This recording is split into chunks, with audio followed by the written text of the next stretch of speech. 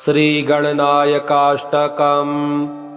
एकदन्तं महाकायं तप्तकाञ्चनसन्निभं लम्बोदरं विशालाक्षं वन्देऽहं गणनायकम्। मौञ्जीकृष्णाजिनधरं नागयज्ञोपवीतिनं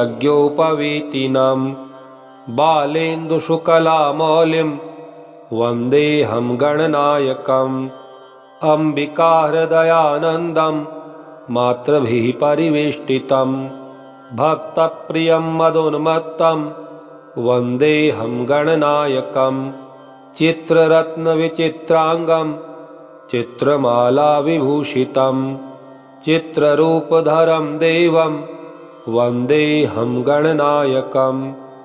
गजवक्त्रं सुरश्रेष्ठं कर्णचामरभूषितं पाशाङ्कुशधरं देवं वन्देऽहं गणनायकम्। मूषकोत्तममारुह्य देवासुरमहाहवे योद्धुकामं महावीर्यं वन्देऽहं गणनायकम्। यक्षकिन्नरगन्धर्व सिद्धविद्याधरः सदा स्तूयमानं महाबाहुं वन्देऽहं गणनायकम्। सर्वविघ्नहरं देवं सर्वविघ्नविवर्जितं सर्वसिद्धिप्रदातारं वन्देऽहं गणनायकम्। गणाष्टकमिदं पुण्यं यः पठेत् सततं नरः सिद्ध्यन्ति सर्वकार्याणि विद्यावान् धनवान् भवेत्। एकदन्तं महाकायं तप्तकाञ्चनसन्निभं लम्बोदरं विशालाक्षं वन्देऽहं गणनायकम्। मौञ्जीकृष्णाजिनधरं नागयज्ञोपवीतिनं बालेन्दुशुकलामौलिं वन्देऽहं गणनायकम्। अम्बिकाहृदयानन्दं मातृभिः परिवेष्टितं भक्तप्रियं मदोन्मत्तं वन्देऽहं गणनायकम्। चित्ररत्नविचित्राङ्गं चित्रमालाविभूषितं चित्ररूपधरं देवं वन्देऽहं गणनायकम्। गजवक्त्रं सुरश्रेष्ठं कर्णचामरभूषितं पाशाङ्कुशधरं देवं वन्देऽहं गणनायकम्।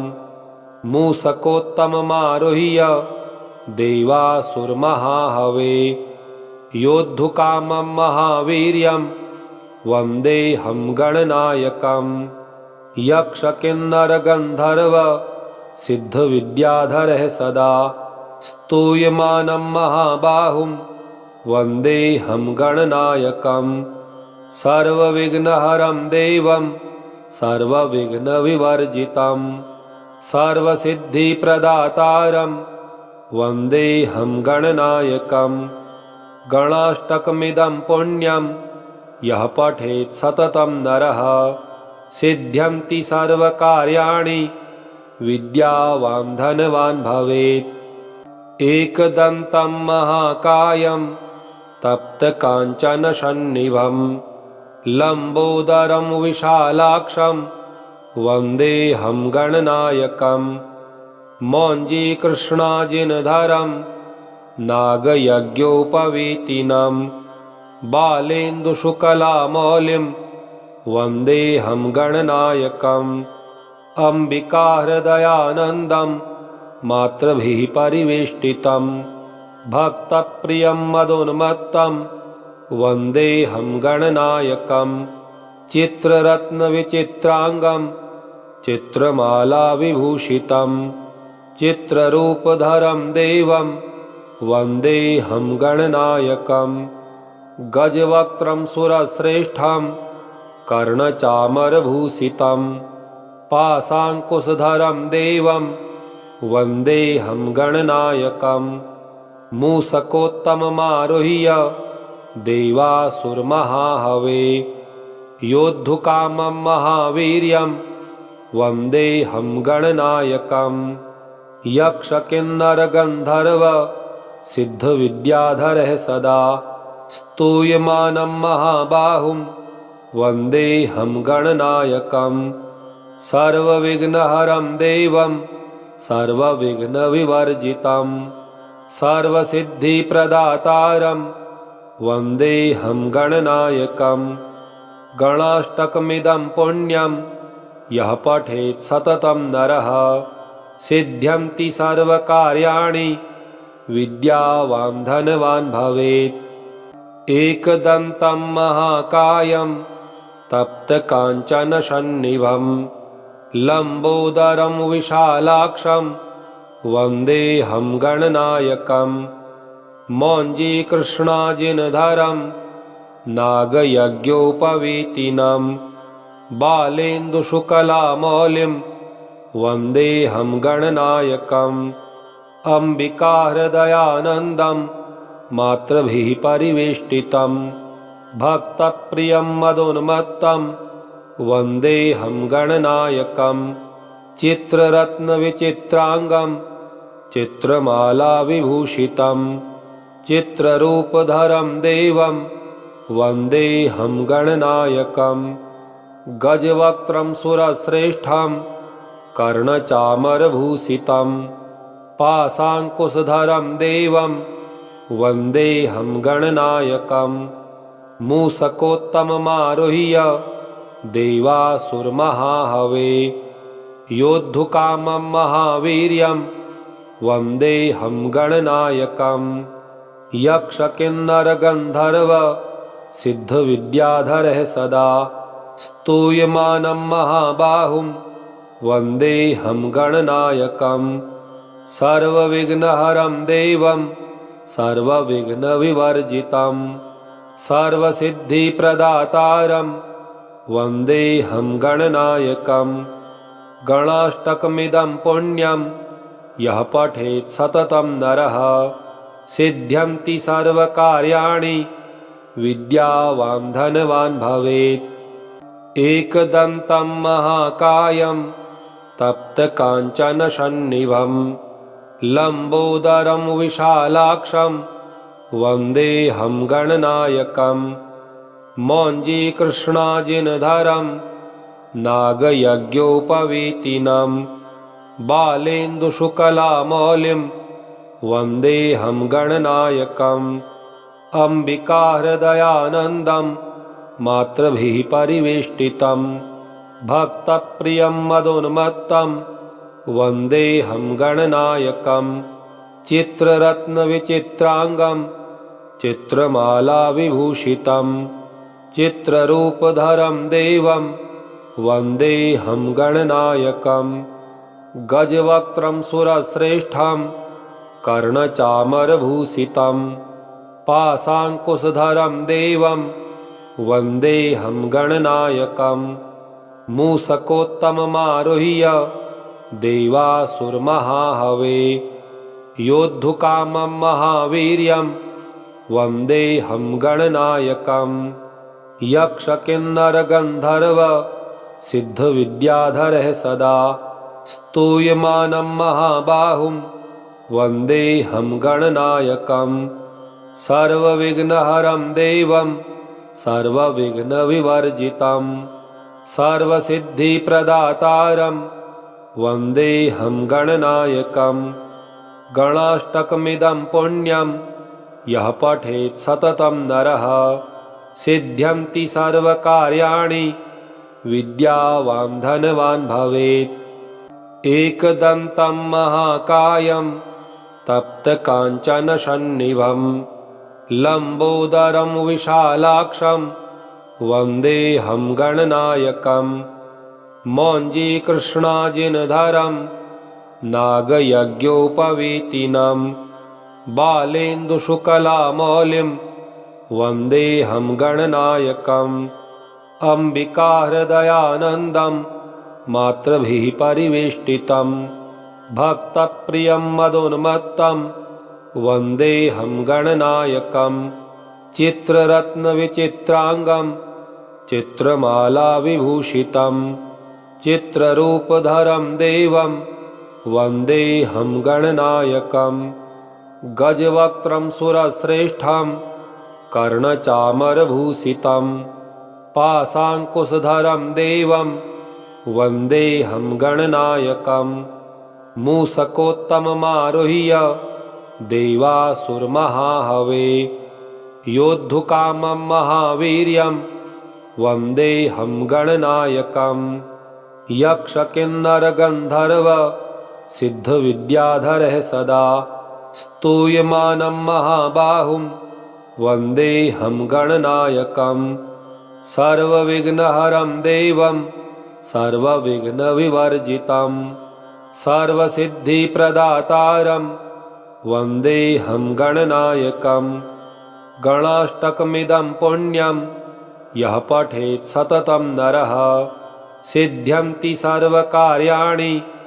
विद्यावान् धनवान् भवेत् एकदन्तं महाकायं तप्तकाञ्चनसन्निभं लम्बोदरं विशालाक्षं वन्देऽहं गणनायकं मौञ्जीकृष्णाजिनधरं नागयज्ञोपवीतिनं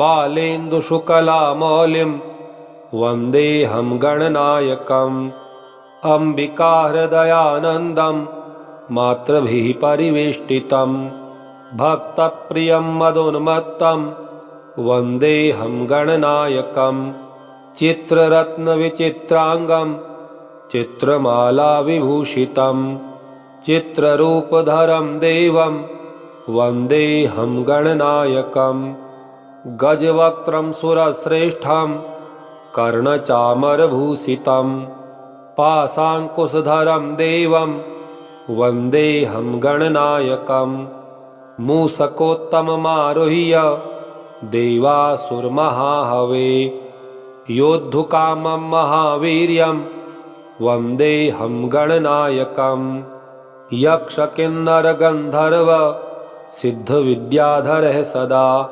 स्तूयमानं महाबाहुं वन्देऽहं गणनायकं सर्वविघ्नहरं देवं सर्वविघ्नविवर्जितं सर्वसिद्धिप्रदातारं वन्देऽहं गणनायकं गणाष्टकमिदं पुण्यं यः पठेत् सततं नरः सिद्ध्यन्ति सर्वकार्याणि विद्यावान् धनवान् भवेत् एकदन्तं महाकायं तप्तकाञ्चनसन्निभं लम्बोदरं विशालाक्षं वन्देऽहं गणनायकं मौञ्जीकृष्णाजिनधरं नागयज्ञोपवीतिनं बालेन्दुशुकलामौलिं वन्देऽहं गणनायकम् अम्बिकाहृदयानन्दं मातृभिः परिवेष्टितं भक्तप्रियं मदोन्मत्तं वन्देऽहं गणनायकं चित्ररत्नविचित्राङ्गं चित्रमालाविभूषितं चित्ररूपधरं देवं वन्देऽहं गणनायकं गजवक्त्रं सुरश्रेष्ठं कर्णचामरभूषितं पाशाङ्कुशधरं देवं वन्देऽहं गणनायकं मूषकोत्तममारुह्य देवासुरमहाहवे योद्धुकामं महावीर्यं वन्देऽहं गणनायकं यक्षकिन्नरगन्धर्व सिद्धविद्याधरः सदा स्तूयमानं महाबाहुं वन्देऽहं गणनायकं सर्वविघ्नहरं देवं सर्वविघ्नविवर्जितं सर्वसिद्धिप्रदातारं वन्देऽहं गणनायकं गणाष्टकमिदं पुण्यं यः पठेत् सततं नरः सिद्ध्यन्ति सर्वकार्याणि विद्यावान् धनवान् भवेत् एकदन्तं महाकायं तप्तकाञ्चनसन्निभं लम्बोदरं विशालाक्षं वन्देऽहं गणनायकं मौञ्जीकृष्णाजिनधरं नागयज्ञोपवीतिनं बालेन्दुशुकलामौलिं वन्देऽहं गणनायकं अम्बिका हृदयानन्दं मातृभिः परिवेष्टितं भक्तप्रियं मदोन्मत्तं वन्देऽहं गणनायकं चित्ररत्नविचित्राङ्गं चित्रमालाविभूषितं चित्ररूपधरं देवं वन्देऽहं गणनायकं गजवक्त्रं सुरश्रेष्ठं कर्णचामरभूषितं पाशाङ्कुशधरं देवं वन्देऽहं गणनायकं मूषकोत्तममारुह्य देवासुरमहाहवे योद्धुकामं महावीर्यं वन्देऽहं गणनायकं यक्षकिन्नरगन्धर्व सिद्धविद्याधरः सदा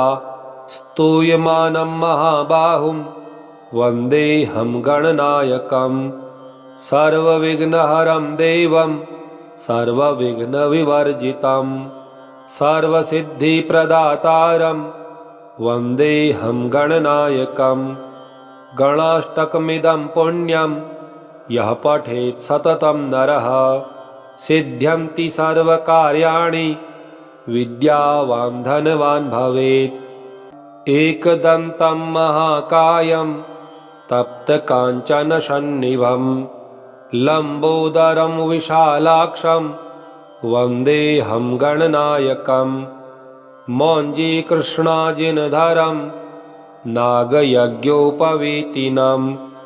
बालेन्दुशुकलामौलिं वन्देऽहं गणनायकम् अम्बिका हृदयानन्दं मातृभिः परिवेष्टितं भक्तप्रियं मदोन्मत्तं वन्देऽहं गणनायकं चित्ररत्नविचित्राङ्गं चित्रमालाविभूषितं चित्ररूपधरं देवं वन्देऽहं गणनायकं गजवक्त्रं सुरश्रेष्ठं कर्णचामरभूषितं पाशाङ्कुशधरं देवं वन्देऽहं गणनायकं मूषकोत्तममारुह्य देवासुरमहाहवे योद्धुकामं महावीर्यं वन्देऽहं गणनायकं यक्षकिन्नरगन्धर्व सिद्धविद्याधरः सदा